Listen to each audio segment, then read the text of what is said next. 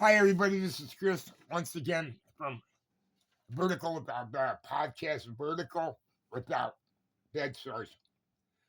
I mentioned in the last video, I wrote a book, spent a lot of effort on researching and writing a book, which is called Meet Me at the Italian Hall. It's a historical fiction. I love historical fiction because you can sort of spice up historical events with what they call poetic license. You don't have to adhere 100% to um, historical fact, but you can you can tell the truth, and you can be about 90% truthful and 90% accurate. And there's probably that 10% fudge factor where you make up people's names and to add characters. But the interesting about this book is about probably 90% of them are real people. I showed you in the last video that Abe, the Namalas, and the little baby Rhino, or whatever his name is, that they died. Those are real people. 90% of people written about in this book are real people. And as I try to stay as historically accurate as possible so people can walk away with a knowledge of the event. And it was a very tragic event in which at least 77 people died on Christmas Eve, December 24th, 1913. Now, what are we looking at here? Well, this is the actual Italian Hall, okay? And there's A&P on the bottom, on the first floor and store. And there's the hall upstairs. And that's where the event was. There was a doorway. If you look to the bottom left of the picture, there's an arched doorway, which, by the way, is still standing on the original site of the Italian Hall. And there's a memorial. There's a nice memorial that people made. I talked to the guy that was very involved in the Italian Hall up in 1984. And his name is John Sullivan. He was like a civil engineer who also doubled as a city engineer around here. He said the building went through various uses, and it had developed a big bow in an interior wall, and it would have cost so much to keep the building standing. Probably $200,000. It would have been so costly, the city couldn't afford it. And quite frankly, a lot of people wanted it torn down because of the bad memories. We're talking in 1980, and then we're talking, 84, whatever it is, and we talked, let's say 1913, 1914. So it wasn't that long ago that that there were people around who had brothers or sisters or cousins or relatives that died. So,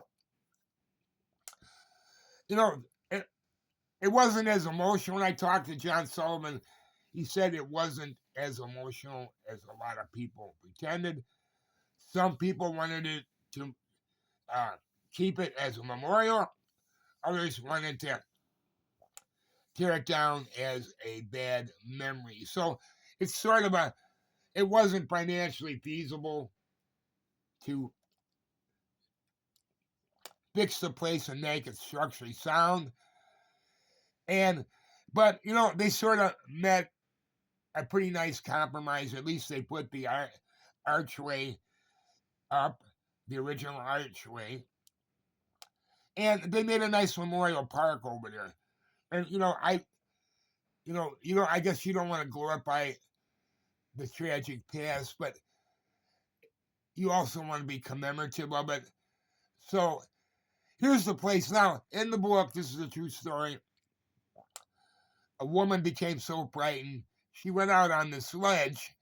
And if you look at the height of a ledge and the average person, let's say the average guy is 6 foot, that's probably 25 feet up in the air. And there was a woman that took her children out on that ledge because she was so sort of petrified, senseless, scared, senseless. She was going to jump out off the roof because she thought the place was on fire when it wasn't. She was going to deep six it 25 feet or more with she and her 2 kids holding on to them. They finally got out there on that ledge and talked her out of it. And there's a passage in the book where the firemen got out there, tied a guy off, and they pulled the 2 children and the temporarily deranged or insane woman back into the window. Now, that would have been another tragedy there, It could have been 2 or 3 more deaths. So they did save those people for no reason. I mean, those people have really no reason to jump off the roof other than fear and panic. So but you can see it's a pretty good hype up there, pretty good hype. And while we're talking about it, here's a picture of, I hope this comes out okay. We'll take these off. Here's a picture of the aftermath of the Italian Hall the day after. You see where everything's disheveled. You've got crushed chairs. And let me see if I can look close here. You have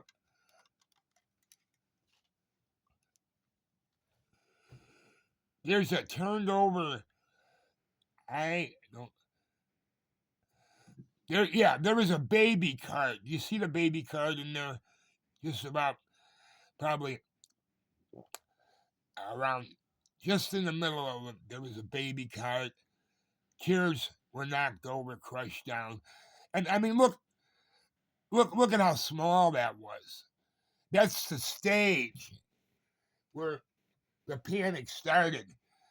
And that's where Big Annie and Santa Claus was up there giving away presents. And if you look to I think if I can show here, I don't know if here's the baby cart. Here's the stage. And then you can't see it, but there's a door on the right, and then there's a door on the left, and that went back into the kitchen area. So, I mean, just put this in perspective. How could you ever get 600 people in there? I'm not saying it was 600 all during the party, but it is pretty. I mean, even if it were one moment. Now, if you look up here, I'm going to see if I can get this thing over here a little bit more. There's a balcony where I'm pointing my finger. There's a balcony. And people were up there. And then we have, over here, we have the door frame to go behind the stage and down the kitchen area. But, I mean, 600 people, even at one moment. Now, they were going in and out. But their maximum capacity, I think, was 200. And if you go from 200 to 300, 400, and one of the things they really said, it was stifling in there. You couldn't breathe because there were so many. You know how you get into some place and it's cold when you walk in, and after a bunch of people come there, you can actually feel the heat off their bodies. So they said it was stifling, it was hot, it was humid, and people were on top of each other. So, it's pretty. You think, well, how could you have a stampede, or how could this happen? But when you look around the circumstances around there, it's pretty conceivable that people would, get basically stuck to death or crushed to death. And it was, when you think about an Italian hall, you would think, oh, there's all kinds of extra room. There wasn't. There's kids running around and Santa Claus, and they had a woman, I think her name was Mrs. Seltzer, up there playing the piano. And there was just, a lot of chaos. Big Annie was there trying to keep everything to a mild roar. So anyway, that's another picture I found with the crushed furniture. It gives you a little idea of the size and the dimension of the place. Um, this is part of. I have this new book out. Uh, it was called "Meet Me at the Italian Hall" by Christy Von, Kristybon, and it's available on um, Amazon ebooks right now. And if there's any interest, I'm going to make it into a paperback book. So anyway, thanks for visiting. I'll see you real soon.